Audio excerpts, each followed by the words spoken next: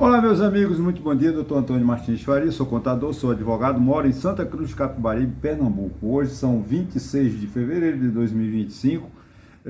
Muito obrigado a você, amigo, amiga, irmão, irmã, que dá um like, faz seus comentários. E se você ainda não se está inscrito no canal, corra, se inscreva, peça para um amigo, para que cada vez mais o meu vídeo possa crescer, o meu canal possa crescer. Obrigado aos 556 inscritos no meu canal, né? Obrigado também aos 13 pessoas que visualizaram o meu canal. As 13 pessoas foi baixo, muito baixo. O tema eu acredito que não chamou atenção, mas tudo bem. Eu deixo aqui meu e-mail, meu telefone, caso queiram entrar em contato comigo, fiquem à vontade. Eu já falei inúmeras vezes aqui com relação a... Eu tenho uma preocupação com a Previdência Social, porque a Previdência Social ela tem vamos dizer assim, uma transmissão, né, uma visualização de futuro. Não tem como a gente falar de Previdência Social apenas olhando para o lado da aposentadoria, do aposentado, do provento, né? Mas a Previdência Social, ela garante o futuro, ela garante o bem-estar da sociedade. Ela transmite segurança jurídica, segurança social, segurança humana, porque quando o empregado ele contribui para a Previdência Social, ele está, vamos dizer assim, construindo para e passo, né, tijolo por tijolo, a sua velhice, a sua aposentadoria. É de fundamental importância. Um país que não cuida do social não pode ser um país levado a sério. Então, vocês são testemunhas que eu já sugeri aqui várias vezes, as notícias decorrentes de reformas da Previdência. As reformas da Previdência, desde FHC até hoje, inclusive Lula, Bolsonaro, elas não visaram o bem-estar social do povo, da sociedade, mas sim apenas o caixa. Porque o gasto com a Previdência cada vez mais tem sido muito elevado e o governo tem dificuldade vamos dizer assim, de pagar, porque há uma despesa muito grande e tem um comprometimento. O governo tem dois problemas no Brasil hoje que ele quer se livrar, né? São as emendas parlamentares e o pagamento de pensões e aposentadorias. Pois é, o Globo, né, de 25/2, portanto de ontem, ele diz assim, aponta essa gravidade que eu estou me referindo. Ele diz assim, olha, o déficit da Previdência no começo, o déficit da Previdência, né, deixa eu ler aqui no Globo, né, com o pagamento de aposentados e pensões, nos últimos 9 anos, teve um aumento de 60%. Ou seja, é muito aumento, né? Em 9 anos houve um crescimento muito grande das despesas, vamos dizer assim, previdenciárias, né?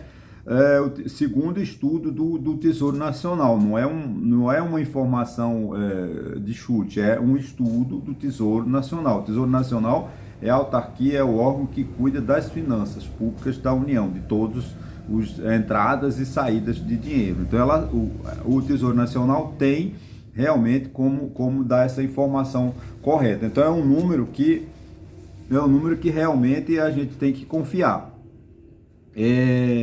Está na matéria, está no Globo de ontem, a edição eletrônica de 25/2, e o título é Déficit Crescente Impõe Nova Reforma da Previdência. Ou seja, o editorial do Globo de ontem, e ele não está sozinho, porque o Estadão, os grandes jornais do país já fazem editoriais cobrando uma reforma da Previdência, além dos economistas, né, os previdencialistas cobram do governo, da Câmara e do Senado uma reforma previdenciária. Eu só espero que essa reforma ela traga realmente não dá para dar, fez uma reforma para sempre. Não é. Eu acho que essa questão de reforma, da Previdência, nós teremos que trabalharmos com ela de 2 em 4 anos, tomara que seja de 5 em 5, mas que não tem como, né? Porque o Brasil já passou daquela fase do boom, do crescimento, né? O Brasil não cresce mais pela sua juventude. O Brasil ele não tem mais condições, porque é uma sociedade envelhecida, uma sociedade que está no caminho vamos dizer assim, no caminho do equilíbrio, né? Ou não, né? Porque O número de idosos em 2050, 2070 será muito maior do que o número de jovens. E quando você tem um jovem de 18 aos 30 anos, quando ele entra para o mercado de trabalho, ele está contribuindo para a Previdência, garantindo o futuro dele e também garantindo a estabilidade econômica do país. Mas a reforma previdenciária, ela tem uns certos gargalos que fica difícil de nós tratarmos aqui em poucos minutos. Quais são os gargalos, no meu entendimento? O grande problema da previdência do setor público, que é muito os prefeitos, os governadores, a presidência da República são muito não tem um planejamento, não tem um controle, o Estado é pesado, a despesa previdenciária é muito alta, enfim, os municípios não recolhem para a Previdência. Você vê os municípios todos, não estou dizendo que não ia falar sonega, não, os municípios não sonegam, eles não recolhem. Aí quando tem um atraso muito grande, eles vão lá parcelam em 230 meses ou 230 anos. Porque a União é a casa da mãe Joana no Brasil, né? Os prefeitos, os governadores não têm responsabilidade e o governo federal vai assumindo o déficit das previdências. Você vê aqui em Santa Cruz de Caparibe tem previdência do setor público, né? Das prefeituras, mas o déficit da prefeitura para com a previdência dos funcionários públicos deve ser monstruosa. Não vai pagar nunca. Então, infelizmente, essa é a grande realidade, né? Pra você ter uma ideia, em 2024, atingiu os pagamentos de pensões e aposentadorias, atingiu uma soma de 417 bilhões aproximadamente. Isso corresponde a 3,45% do PIB, é muito alto. Mas tudo bem, vamos lá. Agora, em 2015, para você ter uma ideia, como há um desequilíbrio, e essa é uma constante, em decorrência do envelhecimento da população, né? Se em 2024 nós pagamos 417 bilhões de reais, que corresponde a 3,45% do PIB, esta mesma despesa em 2015 era de 261 bilhões, ou seja, quase dobrou, né? Não, mais que dobrou, né? Porque 60% representava 2,64% do PIB. Isso é muito, muito sério. Mas isso eu não tenho nada a ver, eu estou aposentado. Não, gente, isso é muito sério para nosso país. Porque quando o governo está gastando demais, ele pega o déficit da Previdência é muito alto. Aí o que acontece? Ele tira dinheiro dos impostos, né, para pagar aposentados e pensionistas, porque a contribuição dos trabalhadores, né, trabalhadores do setor público e setor privado, não pagam as despesas de previdência, de aposentadorias e pensão. Então você vê como tem um desequilíbrio, né, no orçamento, né? E isso atrasa o quê? O país, porque o governo ele tira dinheiro do orçamento, de outros tributos, né, dos impostos, né, para pagar a despesa da Previdência, ele deixa de investir em saúde, em educação, em estrada, em saneamento básico. Então é fundamental que a Previdência, eu não estou dizendo que essa Previdência tenha superávit, né?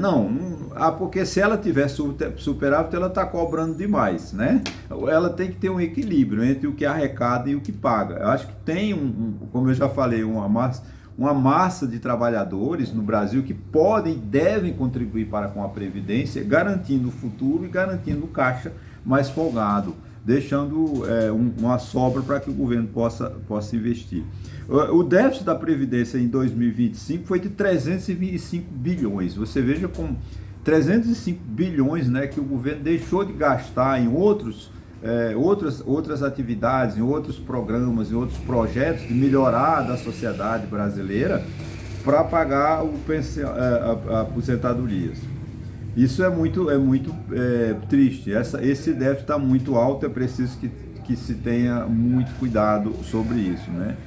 A explicação, segundo os economistas, que eu discordo, é porque o governo tem aumentado o salário mínimo além da inflação, então, ou seja, dando ganho real de salário mínimo. Claro que 64% de cada 100 aposentadorias e pensão paga no Brasil, 64 é um salário mínimo. Então, o que acontece? É uma camada muito pobre. De cada 100 brasileiros aposentados, 64 ganham um salário mínimo. Então, você vê o nível de pobreza do povo, né? Eu vou pedir desculpas que vem um carro de som fazendo propaganda, eu não vou interromper porque já estou em 10 minutos. Vocês me desculpem o som, eu não posso evitar, né? Porque esse carro vai atrapalhar um pouco a concentração. Eu não concordo que é o aumento do salário mínimo, porque tem uma teoria no Brasil de que sempre ataca no mais pobre, no mais fraco. Corta, né? Gente, o salário mínimo não quer dizer nada. O salário mínimo é muito pouco, já diz é o mínimo, né? Não dá mais para a gente trabalhar num país desenvolvido, um país socialmente democrático, ganhando um salário mínimo. As pessoas têm que ter um mínimo existencial, que é um salário mínimo, não paga, não atinge ao artigo 6º da Constituição, onde estão lá elencados os nossos direitos sociais, né? Transporte, educação, né? Divertimento, internet, todos esses bens, né? Esses bens que são previstos no artigo 6º. O salário mínimo não comporta. Então não é aumentando, porque aumenta o salário mínimo, aumenta a despesa da Previdência. Não vamos taxar, diminuir o salário mínimo, que já é o mínimo, para que a despesa da Previdência não aumente. Não, tem que trazer contribuinte, acabar com a sonegação também. Acabar também, por exemplo, essa isenção que eles deram para 17 setores, né? A questão das despesas tributárias, que o governo dá isenção, imunidade a muita gente, e quem paga a conta é o pobre. Quando a despesa fica incontrolável, tira do pobre. Não, vamos trazer esses 17 setores da economia que não contribuem para a Previdência Social, que traga essas pessoas para contribuir, né? Vamos tirar dessas igrejas evangélicas que têm muita imunidade, todos os templos, né? Todas as igrejas, não é só as evangélicas não, tem muita imunidade. O artigo 150 da Constituição está incompreensível em função das das mamatas, desculpa o termo grosseiro, que se dão às igrejas evangélicas. Vamos acabar com isso. Nós não podemos ter um país com um déficit de 305 bilhões de reais dá mais 600 bilhões de incentivos fiscais. Esses 600 bilhões, é claro que está envolvido os incentivos fiscais dos estados e dos municípios, mas os estados quebrados dão incentivo fiscal. O estado como Rio de Janeiro, São Paulo, Minas Gerais e Rio Grande do Sul, quebrados, não cumprem nada do que vão dar incentivo fiscal. Não, é uma coisa que tem que ser discutida, né? A gente precisa de discutir isso e trazer para a Previdência Social uma reforma que realmente aumente a arrecadação. Tem espaço para isso? Tem. Não é diminuindo o salário mínimo, não é reduzindo o salário mínimo apenas o ganho da inflação. Eu aplaudo o governo que tem essa ideia de dar um aumento real do salário mínimo, porque realmente já é o salário mínimo, não dá para nada. O salário mínimo, quem vive de salário mínimo vive passando fome, né? Não tem como não ser, né?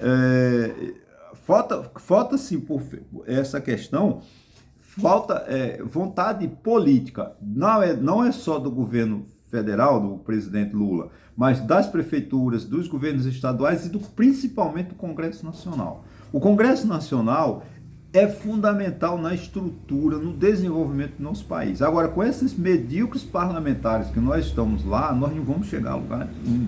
Precisamos de eleger melhor os nossos representantes. Porque diz assim, eu vou só citar aqui, depois ainda dá um tempinho, eu vou falar um pouco, né?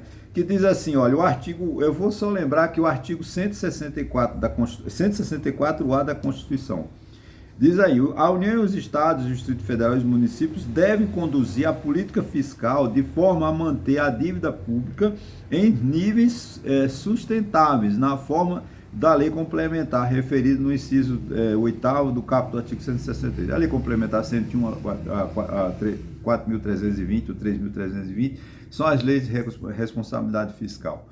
Gente, não adianta a gente trabalhar com essa possibilidade se o governo não tem vontade política de resolver os problemas, né? Essa questão do déficit da Previdência é uma reforma previdenciária que tem que ser feita com urgência, trazer, na minha opinião, não é a opinião dos previdencialistas do mundo, do Brasil inteiro, eu não ouvi nenhum ainda dizer isso, mas tem que encontrar uma fórmula de trazer 65 milhões de brasileiros que podem contribuir para a Previdência, devem contribuir e não contribuem, porque estão fora do sistema, fora da CLT, fora do setor público.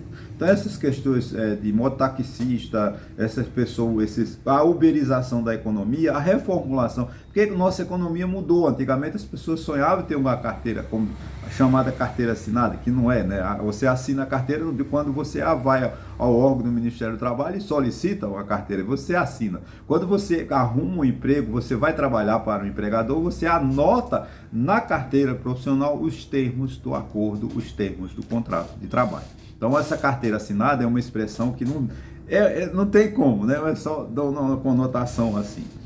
Porque a gente vê, né, o governo não tem a preocupação de resolver a questão do endividamento interno. O endividamento é muito grande. Eu vejo o Banco BNDES emprestando bilhões, já falei aqui, né, para empresas americanas comprarem avião, e muito empréstimo para o agronegócio. Então, parabéns ao BNDES. Só que é o seguinte, o governo Lula, ele está com um problema, uma crise, com essa questão da popularidade em baixa. Eu acho difícil de se recuperar. Se fosse no início do governo, ele tinha mais 3 anos ou 4 para se recuperar, mas acho que no final vai ser muito difícil o presidente Lula recuperar o seu prestígio político.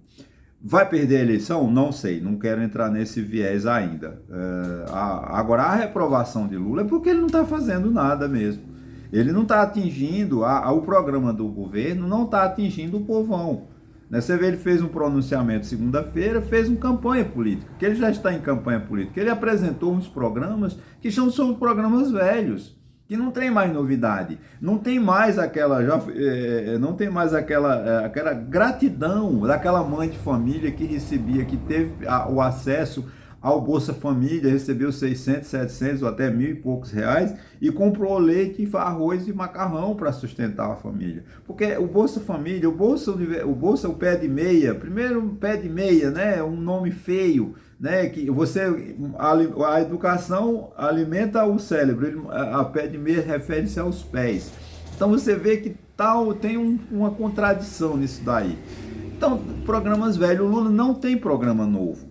O governo do PT não tem um programa que possa dizer, olha, vamos fazer uma política de recuperação da nossa economia.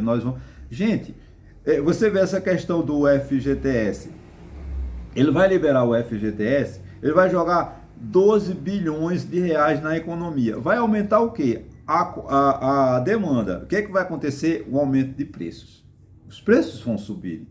Quando esse mercadão, o FGTS, começar a liberar esse dinheiro, que é uma medida provisória que ele, não sei se ele publicou ontem ou vai publicar hoje, autorizando a um saque do FGTS de 12 bilhões. Ele vai jogar esses 12 bilhões na economia, os juros em março vão para 30%, porque o Banco Central está sozinho, né? Eu não estou aqui. É um programa popular, eu não estou aqui, não quero criticar o presidente Lula, porque ele agora joga 12 bilhões na economia. O BNDES empresta não sei quantos bilhões para as empresas americanas comprarem avião. Eu sei que isso é um projeto de longo prazo, tá? Mas esse dinheiro sai, a toma aumenta a dívida pública, então não vai resolver. Não tem uma política econômica do governo que coadune-se, que alinhe essa política monetária e fiscal do Banco Central. Porque o Banco Central está sozinho cuidando da inflação. Mas se o governo joga 12 bilhões na economia, como é que os preços vão cair? Os preços vão aumentar. Então, se a inflação de fevereiro vai ser 1,23, onde saiu a prévia, em março, abril, ela vai aumentar muito mais. E trazer essa inflação para a meta de 3% ou 4,5%, vamos dizer assim, 4,5% ao ano, vai ser muito difícil. Né? Até porque eles mudaram o cálculo, né, de enxergar, de leitura da inflação. Confesso a você que eu ainda não li. A inflação agora ela é permanente, eles fazem uma previsão para daqui a 2 anos. Então eles estão trabalhando, se a inflação está em 4,90 e alguma coisa, ela tem que estar pelo menos em 4,50, 4,5. Mas jogando esse dinheiro todo na economia não vai baixar. Porque o que está acontecendo, gente? A indústria parou de produzir. O agronegócio, ele mandou os ovos para os Estados Unidos, o agronegócio mandou o arroz para a China, o agronegócio mandou a soja para a China. Não sobrou nada para nós sobra o lixo, o resto. É só. Eu tenho um supermercado aqui em Santa Cruz de Capibaribe, eles botaram uma tomate que nem para os porcos do dono da fazenda, que é o dono do supermercado, ele serve. Aquela tomate não serve para os porcos, mas eles colocam para vender e o povo compra. Porque o povo não tem, quer comer tomate, quer comer salada. Mas a qualidade do produto é muito ruim. Por quê? Porque a boa qualidade sai todos, me disseram, não sei se é verdade, toda quinta-feira sai um supersônico de Petrolina, levando as melhores uvas, as melhores mangas, as melhores frutas para a Europa. Para nós aqui no Brasil é o lixo, é a manga podre, a laranja que não amadurece. Porque não tem uma oferta no Brasil. Aí os preços vão aumentar. Então o governo está perdido, né? Eu não vejo uma esperança de baixar a inflação nos próximos meses. Talvez lá para novembro, outubro, ela tenha uma recaída, porque somente com a política de juros do Banco Central o problema não vai ser resolvido. Porque enquanto o Banco Central aumenta a taxa de juros, o governo joga 12 bilhões na economia. E o Banco Central emprestando dinheiro para o agronegócio a juros subsidiados. O que é que o agronegócio vai fazer? Esse fazendeirão, quando pegar esse dinheiro do BNDES a 12%, a 9%, ele vai aplicar no mercado financeiro a 10% ou 12%. Então, ao invés de ele vai ganhar dinheiro no empréstimo, porque o Banco Central, o BNDES empresta juro menor do juro do mercado, chamado juro subsidiado. Aí o que acontece? Essas grandes empresas pegam esse dinheiro, vão lá no Banco Central e sacam esse dinheiro e jogam no mercado financeiro. Vão ganhar, se o Banco Central empresta 9%, ele vai aplicar no mercado financeiro por 10, 12%, então ele já está ganhando por isso. Esse é o problema no Brasil. A gente não está vendo, mas o governo, porque o governo Lula é um governo popular, eu entendo, ele quer, farmácia popular, ele quer, a farmácia popular é fundamental. Agora, o que está acontecendo? Todo mundo vai ter acesso à farmácia popular? Não, porque para você comprar um remédio na farmácia popular, você tem que ir com a receita médica, acontece que não tem médico. Se uma mulher em Santa Cruz, um trabalhador em Santa Cruz de Capibaribe, for buscar uma receita médica, ele vai perder um dia de trabalho, o que é melhor? Ele vai perder um dia de trabalho para não ter com o que comprar o arroz caro? Essa mulher, esse homem trabalhador de Santa Cruz de Capibaribe, de todas as cidades do Brasil, eles não têm tempo de perder um dia na fila para obter uma receita. Porque o médico no SUS, aqui em Santa Cruz de Capibaribe, você pede um dia para ir marcar e outro dia para esperar o médico, para o médico nem te olhar e te passar uma receita. Então a farmácia popular, ela não atende porque ela não tem, a estrutura dela é mal feita. Eu entendo, claro, não vamos vender remédio sem receita médica. Não estou defendendo isso. Agora, a farmácia popular não atende à verdadeira necessidade do povo, porque o povo compra remédio na clandestinidade mesmo, compra remédio sem receita médica. O brasileiro adora tomar remédio sem receita médica, essa é a realidade. É aquela história, né? Eu tenho um exemplo, né? Que diz assim, eu tenho um gato, aí o meu gato começa a cair o pelo, aí eu vou ao veterinário, o veterinário passa o remédio. O meu vizinho, para não ir ao veterinário, pergunta: me dá a receita do teu gato para eu comprar pro meu que está com a mesma doença. O brasileiro é assim, ele toma remédio sem ir ao médico. Agora, eu não estou dizendo que a farmácia popular tem que distribuir, gente, pelo amor de Deus. Agora, o número de remédios, 41 itens, não atende a metade da necessidade do povo brasileiro. Então a farmácia popular não contagia mais, não empolga mais o Lula. Da mesma forma, o Bolsa Família já não empolga mais o povo. Você vê onde ele está caindo. A popularidade de Lula está caindo na classe pobre, a classe que votava nele, porque os programas sociais não atingem mais. O PT não sabe mais conversar com as bases, o PT se elitizou, o PT é rico, o PT não fala mais com o pobre, e o pobre ele fala antigamente o PT ia para as ruas, o PT hoje vai aos intelectuais. Está contra os intelectuais? Não. Até porque eu acho que eu sou eu me compreendo como um intelectual, né? Eu estou fazendo aqui um trabalho intelectual, né? O PT não tem mais essa dinâmica de ouvir a voz das ruas. O governo Lula não ouve mais a voz do povo. Né? Agora, a direita, com Jair Bolsonaro, está mentindo, mas o povo está acreditando. A direita está sabendo fazer uma comunicação que o PT esqueceu. O PT não aprendeu, o PT não sabe usar as redes sociais. E outra coisa, você vê essa reforma ministerial que o Lula prometeu de fazer, ele queimou essa ministra da Saúde, foi um desastre. Todo mundo sabe, ele queimou, graças a Deus ontem ele a demitiu, mas é uma pessoa de muito respeito. Se ela não teve produtividade no Ministério da Saúde, foi culpa exclusivamente do Lula, que não cobrou dela, não deu auxílio. Né? Agora ele vai lá, o ministro lá, esqueço o nome dele, o Padilha, não vai fazer nada no Ministério, não vai melhorar, ele não vai ser melhor do que a Anísio Trindade. Talvez ele vá atender ao Centrão, para levar o dinheiro do SUS. O que o Centrão quer? O dinheiro do SUS. Porque no SUS tem muito dinheiro. Agora, o que não tem é saúde para o povo. Aí é onde está o problema, que o presidente Lula não consegue mais atingir a população que realmente votava nele, que era aquele povo da rua, o povo do sindicato, o povo do frentista, né? Esse povo perdeu o contato com Lula. E a pior coisa do mundo é um pobre de direita, que nós estamos vendo nascer no Brasil hoje. Ok, gente, desculpa a brincadeira, mas é muito engraçado. Pobre pensar conforme a direita. Pobre apoiar Donald Trump. Realmente, tá tudo errado. Eu acho que não tem mais jeito, viu? Um abraço para você, até sexta-feira, né? Aliás, eu vou fazer o meu vídeo de sexta, eu acredito, e só vou fazer na outra sexta-feira. Por causa do carnaval, eu vou tirar um prazo. Tá bom, gente? Um abraço para vocês e até a próxima.